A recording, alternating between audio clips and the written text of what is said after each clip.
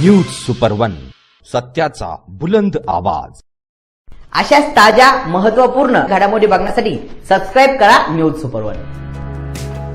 3.5 मुहूर्तांपैकी एक मानला जाणारा गुढीपाडवा सण पैठण तालुक्यात सर्वत्र उत्साहात साजरा करण्यात आलाय। भारतीय संस्कृतीत चैत्र शुद्ध प्रतिपदा हा दिवस महापर्व म्हणून साजरा करण्याची परंपरा आहे। महापर्वाच्या अर्थात नववर्षाच्या या पहिल्या दिवशी नवे संकल्प करून प्रगतीकडे वाटचाल सुरू करण्याचा हा दिवस आपण गुढीपाडवा म्हणून साजरा करतो। गुढीपाडव्याच्या मराठमोळ्या शुभेच्छा दिल्या जातात। या दिवशी विजयाचे प्रतीक म्हणून घराच्या अंगणात गुढी उभारली जाते।